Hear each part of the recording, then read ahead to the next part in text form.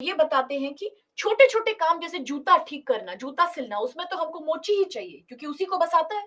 लेकिन राज्य चलाने जैसे बड़ा काम हम सोचते हैं कि वोट लेना आता है तो कर लेगा ये आदमी। बीमार पड़ने पे हमें एक प्रशिक्षित यानी वेल ट्रेन्ड चिकित्सक, डॉक्टर की आवश्यकता होती है, जिसकी डिग्री उसकी खास तैयारी और तकनीकी क्षमता की गारंटी होती है। जिसकी डिग्री और खास तैयारी दोनों, उसकी टैलेंट और उसकी एक्सपर्टीज, उसका जो हम कहते हैं ना क्षमता है, उसका प्रमाण होता है। हमारी तलाश ये नहीं होती कि चिकित्सक खूबसूरत हो या चिकित्सक बहुत अच्छी बात करता हो, बहुत अच्छा ओरेटर हो, वक्ता हो। तो फिर जब पूरा राज्य ही बीमार है, जब पूरा देश ही बीमार है, यानी अलग अलग समस्याओं से ग्रसित है, तो क्या हमें इसकी तलाश नहीं होनी चाहिए कि rule number 3 and half rule, last few lines, हमें सबसे बुद्धिमान, क्या कह रहा है ध्यान से पढ़िए, सबसे बुद्धिमान, सबसे बुद्धिमान और सबसे उत्तम व्यक्ति, दो बातें बताई, सबसे बुद्धिमान इंटेलिजेंट और सबसे उत्तम व्यक्ति, सबसे श्रेष्ठ कैरेक्टर वाला व्यक्ति की सेवा और मार्गदर्शन, लीडरशिप, नेतृत्व मिले। अब क्वेश्चन टीबी क्यों है, लेखक ने क्यों लिखा है। ए, हम मान लेते हैं कि लोकतंत्र में कोई भी राजनेता देश का शासन चलाने के योग्य। अग्रीड कि ये कंफ्यूजिंग है, लेकिन आप मुझे थोड़ा सा ये भी बताएं कि क्या परिच्छेद में ऐसा कहीं पर भी लिखा है कि हम खास तौर पे विशेष रूप से लोकतंत्र की ही बात कर रहे हैं। कई ऐसे देश होते हैं जहां राजा रानी भी है, लेकिन उसके साथ पार्लियामेंट भी है। कई ऐसे लोग भी, कई ऐसे देश भी होते हैं जहां पर अभी भी लोगों को खुल के वोट देने की आजादी नहीं है, जो लोकतंत्र नहीं है, लेकिन उसके बाद भी, जैसे कोई ट्राइबल समुदाय हो सकता है। तो खुल के लोकतंत्र की बात तो हमने वैसे भी नहीं करी है परिच्छेद में। दूसरी बात कहता है, हम मान लेते हैं कि लोकतंत्र में कोई भी राजनेता देश का शासन चलाने के योग्य है। नहीं, हम ये नहीं मानते। परिच्छेद के अनुसार हम ये मान लेते हैं कि जो भी मत प्राप्त करना जानता है वो राज्य का शासन करने के लायक है। परिच्छेद ने खुल के ये नहीं कहा। पहली बात तो कि हम लोकतंत्र को संदर्भित कर रहे हैं, ऐसा परिच्छेद ने तो नहीं कहा, आपने मान लिया। दूसरी बात, ये भी नहीं कहा परिच्छेद ने कि कोई भी राजनेता देश का शासन चलाने लोग, ये कहा है कि जो मत प्राप्त करना जानता है, हम ऐसा मानते हैं, हम ऐसा मानते हैं। क्या लिखा है देखिए, ध्यान से पढ़िए इन वर्ड्स को, ध्यान से पढ़िए। हम मानते हैं कि कोई भी जो मत प्राप्त करना जानता है वो राज्य को शासित करने के योग्य है। ऑप्शन नंबर ए तो कुछ और ही कह रहा है, इसका मतलब ये तो परिच्छेद से मैच नहीं करता, गलत है। बी, राजनेताओं को प्रशासन से प्रशिक्षित लोगों में से ही चुना जाना चाहिए ना, ये भी परिच्छेद ने नहीं कहा। रूल नंबर हाफ, आखिरी के कुछ लाइनों में उत्तर जरूर मिलेगा। आखिरी की कुछ लाइन कहती है, मैंने बार बार दोहराया था बेटा,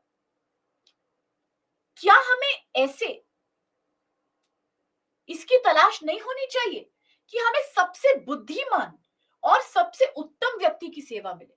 हमने ये नहीं कहा कि हमें उस व्यक्ति की सेवा मिले जो प्रशासन में प्रशिक्षित हो।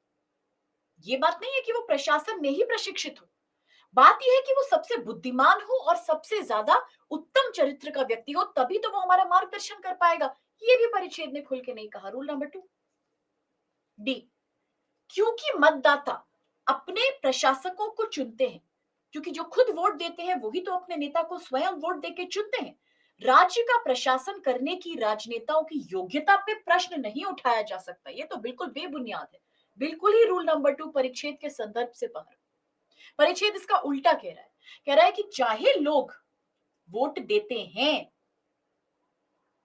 सॉरी बी गलत है, हाँ गलती से मार्क कर दिया, बी गलत है, ऐसा नहीं लिखा है। अब डी, डी देखिए, हाँ नहीं बी रॉन्ग नहीं है बेटा, सॉरी गलती से मार्क कर दिया, गलती से मार्क कर दिया, सॉरी बेटा।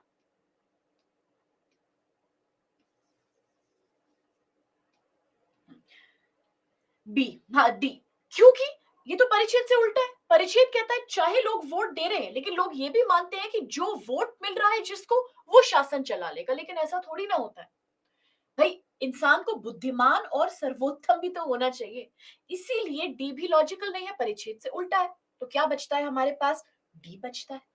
हमें कोई ऐसी पद्धति, पद्धति यानी हमें कोई ऐसा तरीका, कोई ऐसा सिस्टम, प्रणाली, सोच निकालने की जरूरत है ऐसी प्रणाली को हमें पैदा करने की जरूरत है जिससे सार्वजनिक पद, पब्लिक पोस्ट से अयोग्यता को दूर किया जा सके। हाँ, ये सही मायनों में लेखक का उद्देश्य है इस परिच्छेद को लिखने के पीछे, कि भाई आप कहते हो कि सार्वजनिक पदों पे वो आते हैं जो वोट प्राप्त करते हैं, लेकिन सिर्फ आप वोट ले लेते हो, आप वोट पा लेते हो कभी जाति भेद के कारण, कभी लोगों को लालच देने से, कभी लोगों को धर्म के आधार पे बांटने से, वोट बैंक पॉलिटिक्स करके।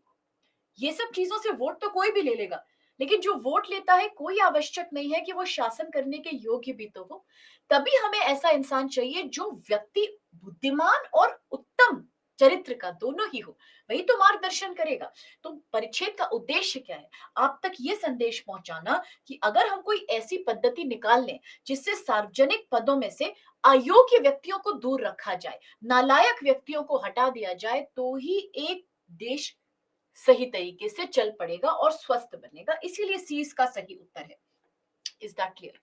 मैं मानती हूं कि पैसेज बहुत ही इजी था, और मैं ये भी मानती हूं मैं कि ऑप्शंस काफी कंफ्यूजिंग थे।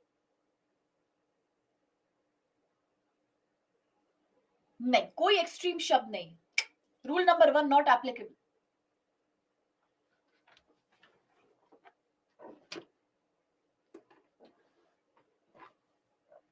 हाँ, हाँ, ठीक है, आपने बहुत सही बात बोली है, you are very very right. क्योंकि इन्होंने डॉक्टर से कंपेयर किया और मोची से कंपेयर किया, इसलिए कंफ्यूजन हो गया कि अगर डॉक्टर की डिग्री देखी जाए और मोची का कौशल देखा जाए, तो फिर जो लीडरशिप है उसका भी जो है, ये प्रशासन का कौशल देखना चाहिए। नहीं, आपकी बात सही है, आई एम नॉट ब्लेमिंग, बात सही आपने कही है। लेकिन इशू बस ये है कि देखिए, मैं एक बात आपको और बताती हूँ, ध्यान से सुनिएगा बेटा। मैं कई बार ये बात आपसे कह चुकी हूँ, ये डायग्राम बहुत बार बनाती हूँ कि हर परिच्छेद के पीछे एक मोची, मतलब जो जूता बनाता है, कॉबलर, जूता गांठने वाला इंसान, हर परिच्छेद के पीछे कोई ना कोई कारण जरूर होता है, कोई ना कोई संदेश देना चाहता है लिखने वाला आपको। ठीक है? ये जो कारण है जिसके पीछे उसने इतनी सारी लाइनें यहाँ पे लिख दी है, इतनी सारी बातें करी, लेकिन 100 बात की एक बात, उसका कोई इरादा तो होगा, कोई उद्देश्य तो होगा। ये होता है मुख्य कारण, लेकिन इसके बाद कई अन्य कारण भी होते हैं, कई अन्य विचार भी होते हैं, जिनको इंग्लिश में हम सहायक या सपोर्टिंग आइडियाज भी कहते हैं। लेखक कई अन्य विचारों का इस्तेमाल करता है, जैसे उदाहरण, जैसे यहाँ डॉक्टर का उदाहरण लिया, जूता गांठने वाले का उदाहरण लिया, लेखक एग्जाम्पल का सहारा लेता है। लेखक कई अन्य विचारों का सहारा लेता है, क्यों? इसलिए क्योंकि वो आसानी से आप तक अपना मुख्य उद्देश्य क्लियर कर सके। यहाँ पे भी उसका मुख्य उद्देश्य यही है कि देश चलाने वाला उत्तम और बुद्धिमान हो, और हम सार्वजनिक सेवाओं में से, पदों में से अयोग्यता हटा सके। ये बात को आप तक पहुंचाने के लिए उसने कई अन्य विचारों का सहारा लिया, जैसे उदाहरण दिए हैं डॉक्टर के, जूता गांठने वाले के, देश के बीमार होने के। समझे आप? मैंने आपसे डे 1 पे कहा था, अर्थात कल आपसे एक बात बहुत ही क्लियरली कही थी, अगर आपको याद हो तो, पता नहीं याद है कि नहीं, लेकिन अगर याद हो, कि सी सैट के आरसी में एक बात बड़ी विचित्र है कि यहां हमको सही उत्तर नहीं ढूंढना पड़ता है। समझे ना आप मेरी बात? सही आंसर नहीं ढूंढना है, हमें सबसे ज्यादा प्रासंगिक, लेखक और लेख के अनुसार सबसे ज्यादा सटीक, सबसे ज्यादा मैचिंग, सबसे ज्यादा ओवरलैपिंग आंसर ढूंढने की जरूरत है। आप समझे? यही यहाँ पे कंफ्यूजन की जड़ भी है। आपकी बात गलत नहीं है, कहा देखा जाए अगर, तो ऑप्शन नंबर ए भी सही है, ऑप्शन नंबर बी भी सही है, डी गलत है, पर ए और बी तो बिल्कुल सही है। कोई नहीं कह सकता कि ये गलत है, लेकिन प्रॉब्लम यही है ना, हमको सही गलत के बीच में चयन नहीं करना है। हमको चयन करना है प्रासंगिक, अर्थात सटीक और कॉन्टेक्सचुअल मैचिंग, और उससे जो लेखक नहीं कहना चाहता।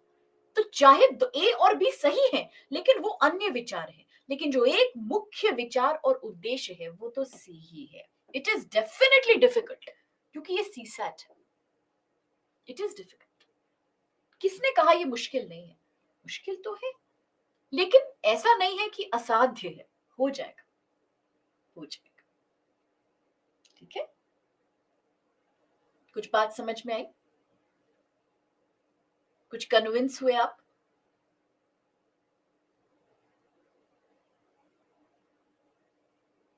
वो तो है ही। जब क्लास में बातचीत करके पढ़ते हैं तो ईज़ी लगता है। अब यही काम जब अकेले में बैठ के अभ्यास करेंगे पीवाईक्यूज़ निकाल के, तो बहुत सारे डाउट आएँगे, बहुत सारे संशय आएँगे। तब आप सोचेंगे अच्छा, क्लास में तो ये चीज़ बड़ी सरल लगती थी और अब देखो कितनी मुश्किल लग रही है, क्योंकि डिस्कशन से तो चीज़ें ईज़ी हो ही जाती, है ना? बी में कन्फ्यूज़न है। बेटा इसलिए कन्फ्यूजन है क्योंकि आप ये सोच के चल रहे हो कि नेता वो होने चाहिए जो एडमिनिस्ट्रेशन में जिनके पास डिग्री प्राप्त हो, जो प्रशासन में ट्रेन्ड लोग हों, उनमें से ही नेता चुने जाने चाहिए। आपकी बात सही है, लेकिन परिच्छेद ये नहीं कह रहा। परिच्छेद कहता है कि नेता वो होने चाहिए जो हमें मार्गदर्शन करने के काबिल हो, यानी बुद्धिमान और उत्तम व्यक्ति हो। आप गलत नहीं हो, लेकिन आप वो नहीं कह रहे हो जो लेख कह रहा है। लेकिन रीडिंग कॉम्प्रिहेंशन में आपको वो चुनना है जो लेख ने कहा है, वो नहीं जो आपके हिसाब से सही है या मेरे हिसाब से सही। ठीक है, ठीक है। एग्जैक्टली एडमिनिस्ट्रेशन में ब्यूरोक्रेसी हो गई, या वो लोग बोलते हैं नेताओं को भी एक सेपरेट कोर्स करवाना चाहिए, उनको भी एडमिनिस्ट्रेशन में डिग्री होनी चाहिए। नहीं, इट इज लॉजिकल, बात आपकी गलत नहीं, बट द पॉइंट इज कि ये ऐसे राइटिंग नहीं है। देखिए ऐसे राइटिंग में हम अपने आइडियाज को जितना चाहे खुल के बोल सकते हैं, वी कैन एक्सप्रेस आवरसेल्व्स, लेकिन ये कॉम्प्रिहेंशन है। मैं बच्चों को हमेशा एक उदाहरण देती हूँ कि बेटा ऐसे ऐसी चीज होती है कि आप एक उन्मुक्त आकाश में उड़ रहे हैं, आपके पंखों को कोई नहीं काट सकता, लेकिन रीडिंग कॉम्प्रिहेंशन एक ऐसी चीज है जब आपके हाथ में हथकड़ी बंधी होती है, आप आजाद नहीं हो। आप वही कहोगे जो लेखक ने कहा है, जो परिच्छेद ने कहा है, इवन इफ वो गलत है। अगर परिच्छेद कह रहा है कि अगर परिच्छेद दिन को रात या रात को दिन बताए, तो भी आप उत्तर उसी पे आधारित होके दोगे। आपको ये पूछा ही नहीं गया है ट्रू एंड फॉल्स, आपको ये कहा गया है, क्वेश्चन को ही समझ लें आप अगर 2 बार पढ़ के, कि निम्नलिखित में से कौन सा कथन गद्यांश के लेखक के संदेश को बताता है, दर्शाता है, यानी इस लेखक जिसने ये लिखा है वो क्या संदेश देना चाहता है। वो ये संदेश देना चाहता है कि हमको पब्लिक सर्विसेज में से नालायक लोग हटा देने चाहिए, उसके लिए कोई तरीका ढूंढना चाहिए। दैट्स ऑल, ये उसका इरादा है। बाकी सब बातें भी सही है, लेकिन उसका मुख्य इरादा तो एक ही, 100 बात की एक। हाँ, पद्धति के बारे में बताया नहीं गया खुल के, लेकिन इरादे की बात है। ये पीबीक्यू नहीं है। अगर आप ये बात करने लगे कि मैच द फॉलोइंग नहीं हो पा रहा है, सही ऑप्शन पैसेज में नहीं दिया गया है, तो आप पीबीक्यू के हिसाब से सोच रहे हो। लेकिन अगर आप आईबीक्यू सॉल्व करते हैं, तो आप ये कभी उम्मीद मत करिएगा कि हमको ऑप्शन पैसेज से मैचिंग मिलेगा ना। आईबीक्यू और टीबीक्यू का मतलब है कि आपने वो छिपी हुई बात जाननी है जो इसके मन में है, जो आपको कहने के लिए उसने इतना कुछ लिख डाला। Got the point? इसलिए डायरेक्ट मैच नहीं होगा, आपको ही ढूंढ निकालना पड़ेगा। सॉर्टेड है? आगे बढ़े। अगला question, using rule number 1 2 3 4 and rule number half. Passage लिया गया है, आप लिख सकते हैं बिल्कुल। 2017 यूपीएससी सी सैट, बहुत आसान है, टेक योर टाइम।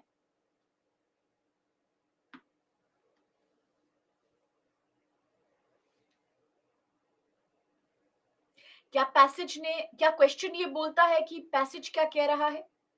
क्या उसने कहा कि लेखक का परिच्छेद से सुझाव क्या है?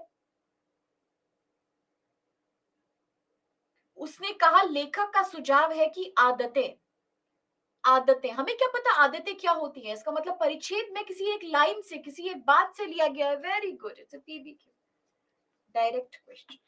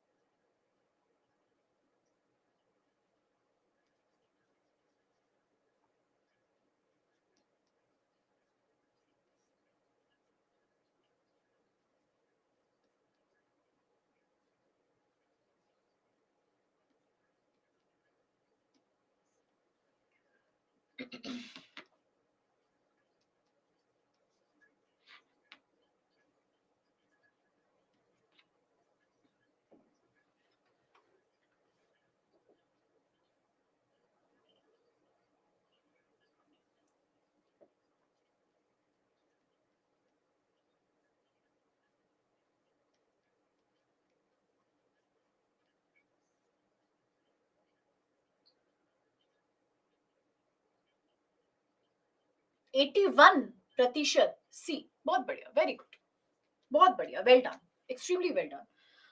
13% बी, और फिर 4% ए, और 2% बस मात्र डी। बहुत ही अच्छा परफॉर्मेंस रहा, और सच में बहुत ही बढ़िया, बहुत अच्छा इंप्रूवमेंट देखने को मिल रहा है। Very well done. डेफिनेटली उत्तर तो इसका सी ही है। अच्छा, क्यों सी है? क्योंकि हमने क्वेश्चन देखा, तो हमें कोई बात नहीं, कोई बात नहीं, टेक्निकल एरर्स की कोई प्रॉब्लम नहीं, कोई बात।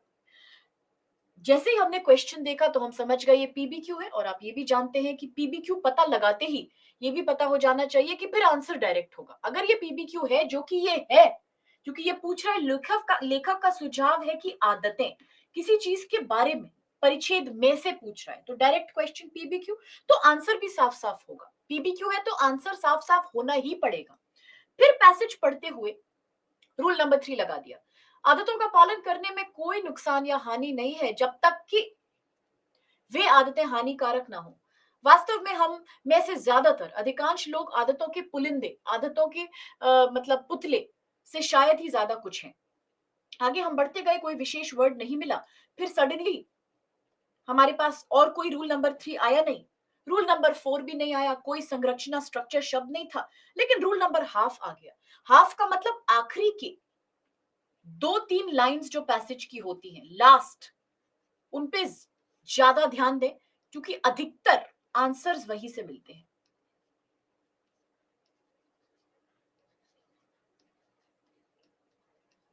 अधिकतर आंसर वहीं से मिलेंगे। क्यों हाफ रूल है? क्योंकि सारे पैसेजेस में ऐसा होता नहीं है, बट मेजोरिटी में होता है, 60%। कुछ मिला नहीं तो लास्ट की लाइंस देख लेते हैं। Rule number half, 2.5 lines. वे जीवन की प्रक्रिया को सरल बनाती हैं। Match the following. सरल का मतलब क्या है? आसान। इनसे हम बहुत सी चीजें अपने आप करने में समर्थ हो जाते हैं, जिन्हें यदि हम हर बार नया या मौलिक विचार दें, मौलिक मतलब शुरुआती, फ्रेश विचार दें, तो अस्तित्व एक असंभव उलझन बन जाएगी। हम जीवन फिर जी नहीं पाएंगे अगर हम बार बार नई नई चीजें रोज सीखें। आदतों से लाइफ इजी हो जाती है, हैबिट आसान हो जाती है। लेखक का सुझाव है कि आदतें ए हमारे जीवन को कठिन बनाती हैं। ऐसा तो लेखक ने कहीं भी नहीं लिखा, यानी यहां लग गया गोल्डन रूल नंबर 2, अप्रासंगिक, परिच्छेद के स्कोप से बाहर। बी हमारे जीवन में सटीकता लाती है। सटीकता का मतलब होता है एक्यूरेसी। एक्यूरेसी, सटीक मतलब precise, accurate, point two point. मानती हूं कि अपने आप में ये ऑप्शन सही है, लेकिन परिच्छेद के संदर्भ में मैच नहीं कर रहा, क्योंकि कहीं लिखा नहीं है कि सटीकता लाती है। बस यही कहते हैं कि जीवन को सरल बनाते हैं। सरल इज नॉट सटीक। सरल मतलब इजी और आसान, ठीक है, सुलझा हुआ। इनसे हम बहुत सी चीजें अपने आप कर लेते हैं, जिनको अगर हम बार बार नया सोचें तो जीवन जीना बहुत उलझन वाला काम हो जाएगा। तो सटीकता की बात तो हुई नहीं। Rule number 2। डी हमारे जीवन को मशीन बनाती है। अब ये तो बिल्कुल ही लेखक ने नहीं कहा है कि वो हमको रोबोट या हमारे जीवन को जो है मशीन बनाते हैं। तो गोल्डन रूल नंबर 2 परिच्छेद के स्कोप और प्रसंग से बिल्कुल बाहर, यानी इसका मतलब सी ही 100% इसका उचित उत्तर है।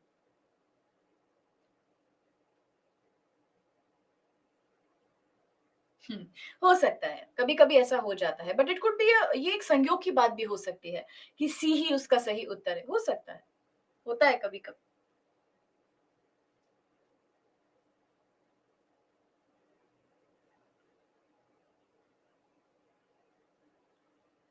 2017, 2021 और 2023 सबसे आसान है। कोई बात नहीं, अब क्लियर है ना? अब तो समझ में आ गया, तो चलिए आगे बढ़ते हैं। ये थोड़ा मुश्किल हो सकता है, मैं पहले ही वार्न, बहुत आसान है, पहले ही वार्न कर देती हूँ, ये बहुत मुश्किल पैसेज है। ना हिम्मत हारनी है, ना डरना है। हम कोशिश करेंगे ये हमारा आज का आखिरी पैसेज हो, ठीक है? आई नो काफी सारी चीजें आज सीखी हैं, ये आपका आज का मैं चाहूंगी आखिरी पैसेज रहे। Let's give it good time, 10 minute लगाते हैं, मुश्किल, लेकिन हिम्मत नहीं हारनी है, पूरा ट्राई करना है। 2018 2018 पहले क्वेश्चन पहचानिए। उपर्युक्त परिच्छेद में से निम्नलिखित में से कौन सा सर्वाधिक निर्णायक तार्किक निष्कर्ष, very good, inference based question, perfect, inference based question, यानी परिच्छेद में जो दिए गई बातें हैं उसके अनुसार आप एक कंक्लूजन निकालेंगे, एक सटीक तार्किक निष्कर्ष तक पहुंचेंगे। जैसे बारिश छतरी और बादल से निकला। पढ़िए।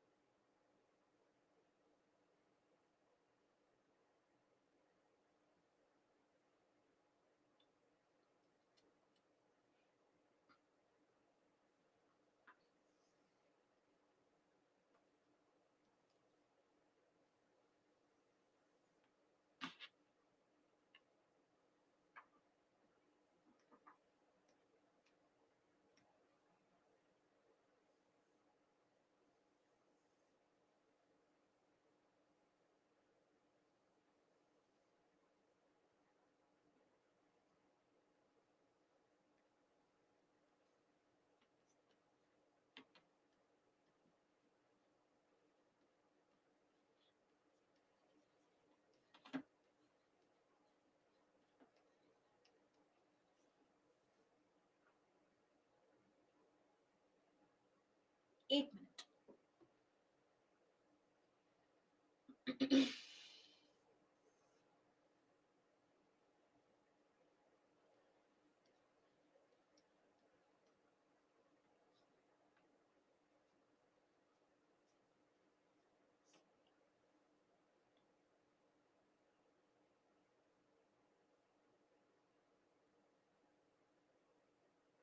क्वेश्चन देख ले, हो गया सबका बच्चे?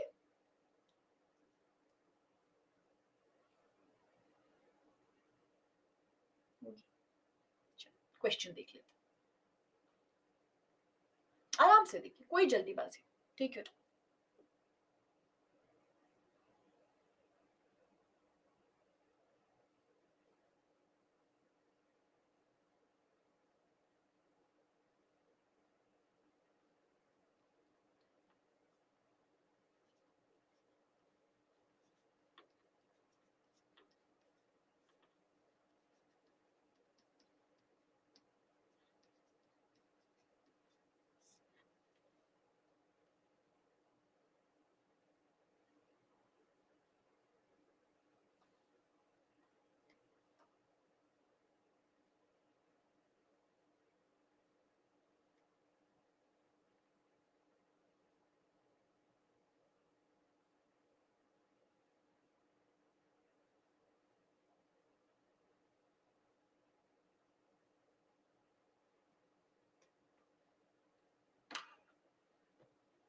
क्वेश्चन देखना है, ठीक है, एक मिनट, एक मिनट, क्वेश्चन देख लेते हैं पहले, ठीक है?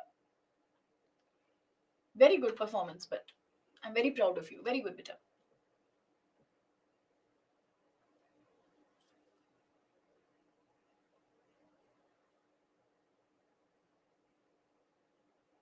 सोचिए एक बार फिर से, ध्यान से सोचिए।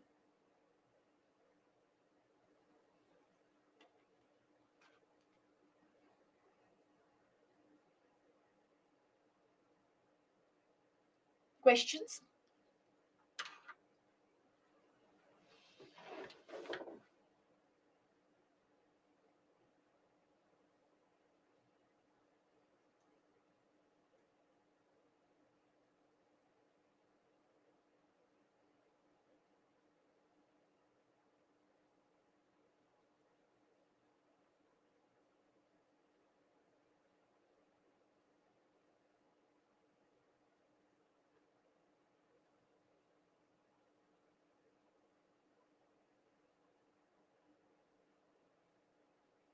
54% D, very good, right answer. 15% सी, 18% बी और 12% ए। बिल्कुल ही डिवाइडेड वर्डिक्ट है, जो कि सही भी है, जस्टिफाइड है, क्योंकि क्वेश्चन टफ था। क्वेश्चन टफ था। कुछ बच्चों ने पहले ए किया, फिर डी कर दिया। मतलब ए और डी में कंफ्यूजन था, यहां से मुझको ये समझने में आया। ठीक है, कोई बात नहीं। Well attempted and well done, nevertheless well done. देखते हैं एग्जैक्टली क्या गड़बड़ होगी। आइए देखते हैं। पैसेज आपने सबने देखा, थोड़ा सा मुश्किल जरूर था। बात हो रही थी बस खाली स्वच्छ ऊर्जा की, कि किस प्रकार भारत में, क्योंकि लोग आज भी जैव मात्रा जैसे कोयला इस टाइप की चीजों का इस्तेमाल करते हैं खाना बनाने में, तो समय से पहले मर जाते हैं लोग। क्यों? प्रदूषण हानिकारक होता है, टीबी, कैंसर, ये आम बातें हैं। और जनरली कौन इसका शिकार है? निर्धन या गरीब लोग हो जाता है। उनके पास ही तो नहीं है ना गैस और बिजली, इसीलिए ऐसा होता है।